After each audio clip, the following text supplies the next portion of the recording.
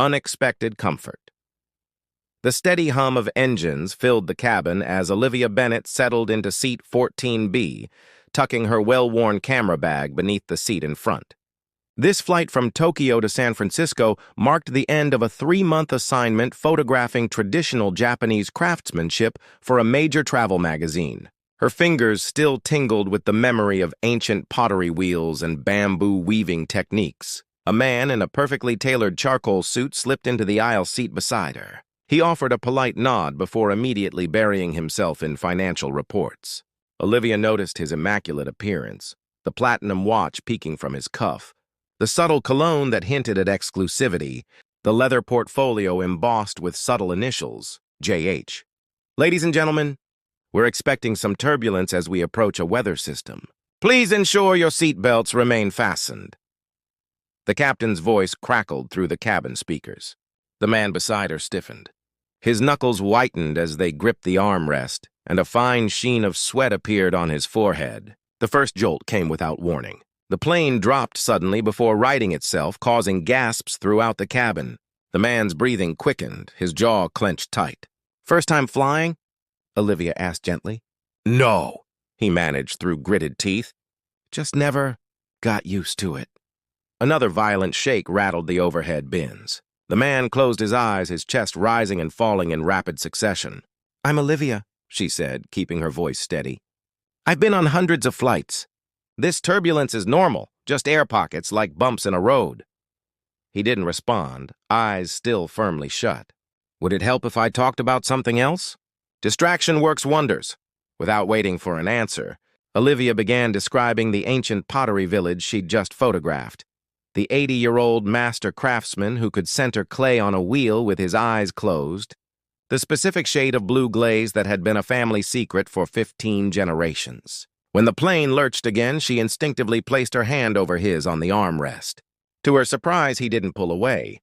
Instead, his fingers tentatively intertwined with hers. "I'm Julian," he said, finally opening his eyes to meet hers. They were a striking blue-gray, like storm clouds tinged with sunlight. "Nice to meet you, Julian. We're going to be just fine." For the next hour, through patches of rough air, Olivia kept talking. She shared stories of sunrises in Morocco, midnight swims in bioluminescent bays in Puerto Rico, and the perfect croissant she'd found at a tiny Parisian bakery. Gradually, Julian's breathing steadied. His death grip on the armrest loosened, though he didn't let go of her hand. "You have an extraordinary life," he said during a calm stretch. Olivia smiled. "I have a fortunate life. I get paid to witness beauty and capture it. What about you? What takes you to Japan?" "Business," he said simply. "Technology sector." The captain announced their initial descent into San Francisco. As the plane began its approach, Julian tensed again. "Landing is actually my favorite part," Olivia said. "Look, you can see the Golden Gate Bridge through the clouds." Julian hesitantly glanced out the window. "It's been years since I actually looked outside during a flight." When the wheels touched down with a gentle bump, Julian exhaled deeply. Only then did he seem to realize he was still holding Olivia's hand. He released it with an apologetic smile. "I don't usually... that is..." He stumbled over his words, suddenly less composed than his appearance suggested. "Thank you. Truly."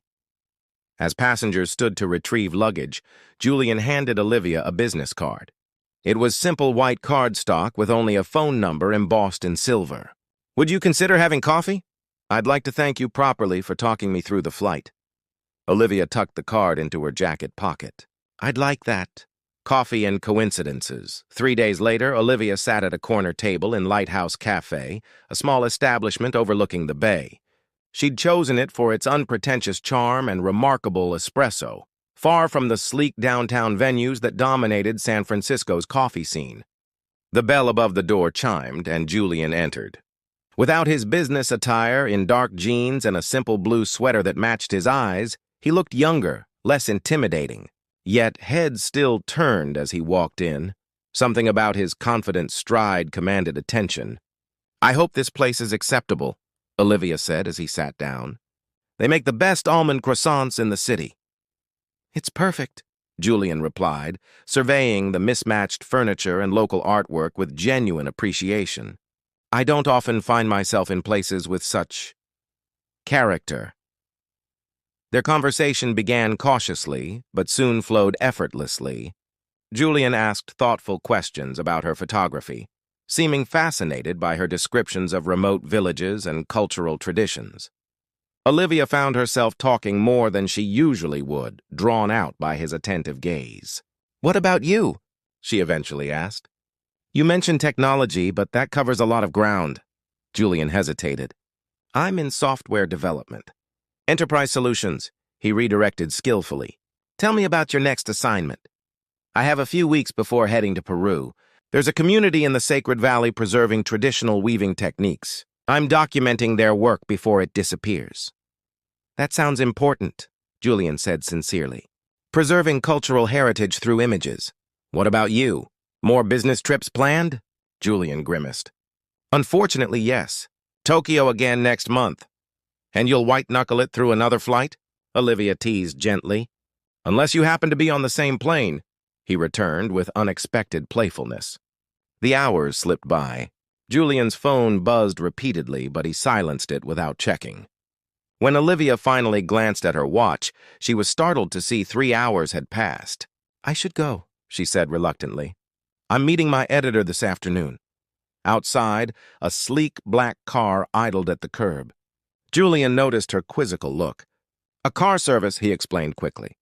"The company provides it." "Nice perk," Olivia commented. "My transportation is decidedly less glamorous." She gestured to the vintage bicycle chained to a nearby rack. "Can I see you again?" Julian asked, a vulnerability in his voice that contrasted with his otherwise composed demeanor. Over the next 2 weeks, they met frequently, at art galleries, a hidden bookstore with floor-to-ceiling shelves, and walking along the beach at sunset. Julian remained vague about his work, but spoke passionately about technology's potential to solve global challenges. On their last evening before Olivia's departure for Peru, Julian invited her to dinner at a small Italian restaurant. As they shared tiramisu, Julian seemed unusually pensive. "What are you thinking?"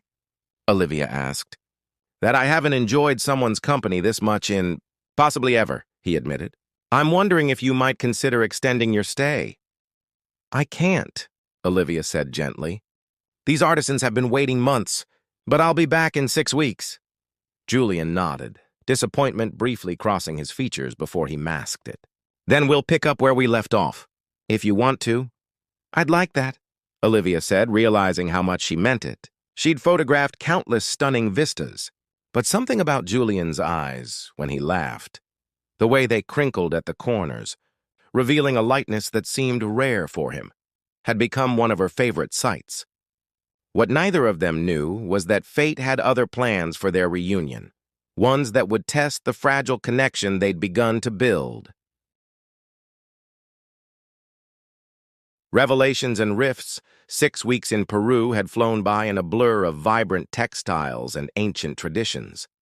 Throughout her journey, Olivia had exchanged occasional messages with Julian when satellite signals allowed. His texts were thoughtful, asking about specific weavers she'd mentioned, remembering details about challenging hiking trails she'd described.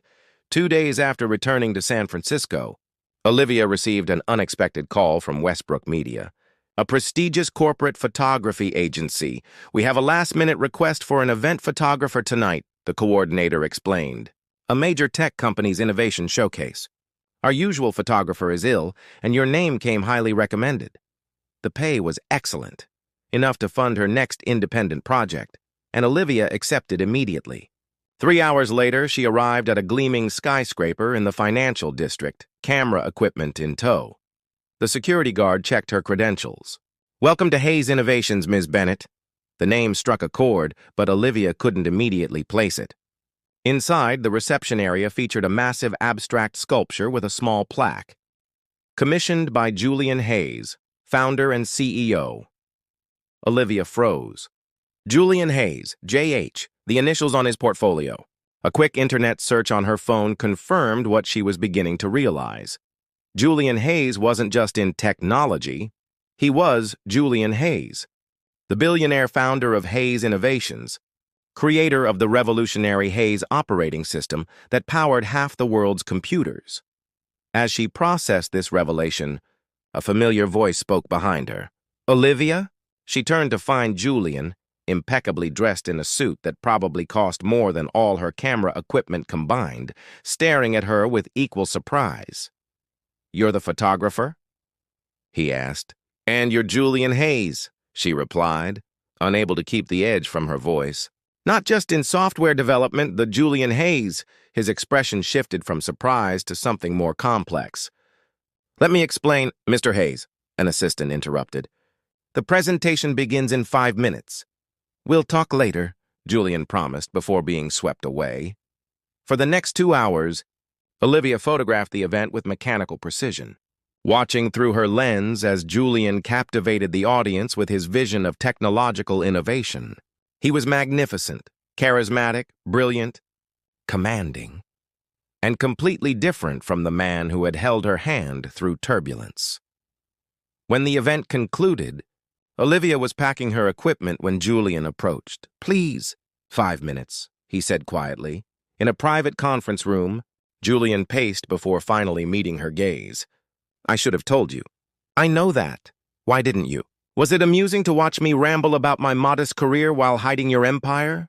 "No," Julian said firmly. "It was liberating. For the first time in years, someone was talking to me. Not Julian Hayes.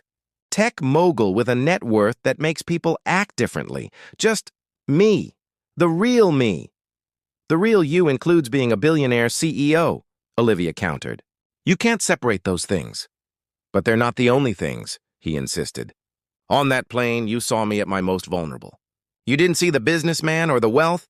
You saw someone afraid and you helped anyway." Olivia shook her head. "Relationships need trust, Julian. You had weeks to tell me the truth. And I was wrong," he acknowledged. "But everything else was real. Every conversation, every moment. I haven't felt that authentic with anyone in years." "I need time to think," Olivia said finally. "This is a lot to process." Julian nodded, resignation in his eyes. "I understand. But please know that the man who sat beside you in that cafe is who I truly am. The title and company are just circumstances." As Olivia left the building, she wondered if anything could bridge the gulf between the Julian she thought she knew and the powerful CEO whose name appeared on magazine covers. Bridges over troubled waters. For a week, Olivia's phone remained silent. She immersed herself in editing the Peru photographs, but Julian's words echoed in her mind. "The man who sat beside you in that cafe is who I truly am." On the 8th day, a package arrived at her apartment. Inside was a simple handcrafted wooden box. When opened, it revealed dozens of small notes, each containing a memory. "The way you described the light in Kyoto made me see it through your eyes. You didn't laugh when I admitted I've never used public transportation. Your hands when you talk about photography. They dance in the air like you're already framing the shot." At the bottom lay a final note. "These are the moments when I was most myself with you. No pretense, no empire. Just Julian. If you're willing, I'd like to show you the rest of me, including the parts I should have shared earlier." Plaza Garden, Saturday, 10 a.m. Against her better judgment, Olivia went. Julian was waiting on a bench, dressed casually, nervously turning a coffee cup in his hands. His face brightened when he spotted her, though uncertainty lingered in his eyes. "Thank you for coming," he said. "Your notes were persuasive," Olivia replied. "I thought about sending flowers or something extravagant," Julian admitted.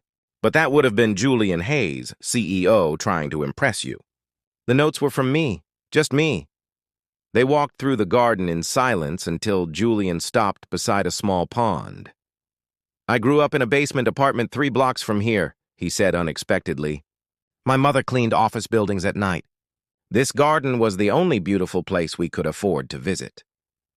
He guided her through the city, showing her landmarks from his life: the community college where he took his first programming class, the dilapidated building where he coded his first software in a shared apartment, the coffee shop where he pitched to his first investor. "I've never shown anyone these places," Julian confessed as they sat on a pier overlooking the bay. The official company history starts with our first major contract.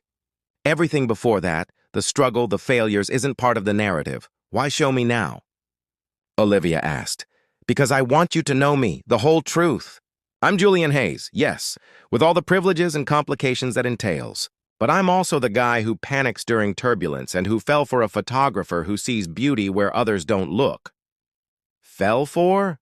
Olivia repeated softly. Julian met her gaze steadily. Yes, and that terrifies me more than any flight.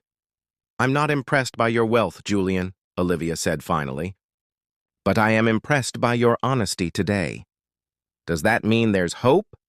It means I'm willing to try understanding the complete picture of who you are, she answered. But no more half-truths, Julian nodded solemnly. Complete transparency from now on. Over the following weeks, Julian invited Olivia into his world gradually. A charity foundation board meeting where she witnessed his genuine passion for educational access. A dinner with his small circle of trusted friends where he laughed unreservedly. A visit to his surprisingly modest home filled with books rather than ostentatious displays of wealth. In turn, Olivia shared her own complexities, her parents' disappointment in her choice of an impractical career, her financial struggles before breaking into professional photography, her fear that her work wasn't meaningful enough. Slowly, the distance between them narrowed as they built something neither had expected to find. A relationship based not on who they appeared to be, but on who they truly were beneath the surface. Higher altitudes 3 months later, Olivia stood in the private terminal of San Francisco International Airport, camera in hand, documenting Julian's newest venture, a foundation providing technology education to underserved communities globally. The inaugural program would launch in Bogota, Colombia, requiring another flight. You don't have to come, Olivia had told him when discussing the trip. I could photograph everything and meet you afterward. No, Julian had replied with determination. This project matters too much. Besides, I can't avoid flying forever. Now, watching him review documents with his team, Olivia marveled at the transformation. The public still saw Julian Hayes, visionary CEO. But she now recognized the nuances, how he credited his team's contributions, the genuine interest he showed in the custodian's family, his insistence that the foundation operate with transparency. Boarding began for their private flight, a concession to Julian's anxiety rather than a display of status. As they settled into their seats, Olivia noticed Julian's familiar tension. Remember our first flight? She asked, taking his hand. How could I forget? You talked about a pottery master for an hour straight, he said with a small smile, though his knuckles whitened as the engines started. I never told you this, Olivia said. But I'm afraid of deep water. Can't swim in the ocean without panic. Julian looked surprised. You, with all your adventures? Everyone fears something, she shrugged. What matters is whether we let it control us. As the plane accelerated down the runway, Julian closed his eyes, his breathing carefully controlled. Olivia squeezed his hand gently. I'm right here. The moment they reached cruising altitude, Julian's shoulders relaxed slightly. He opened his eyes, turning to Olivia with wonder. That was better, he admitted. Progress, not perfection, she replied with a smile. Outside their window, the setting sun painted the clouds in spectacular shades of gold and crimson. Without prompting, Julian looked out, taking in the view. I've missed so much beauty being afraid to look, he murmured. There's always more to see, Olivia assured him, lifting her camera to capture the clouds gilded with light. Later, as the cabin lights dimmed and most passengers dozed, Julian turned to Olivia. I've been thinking about something you said when we first met, about having a fortunate life because you get paid to witness beauty and capture it. I remember. Olivia nodded.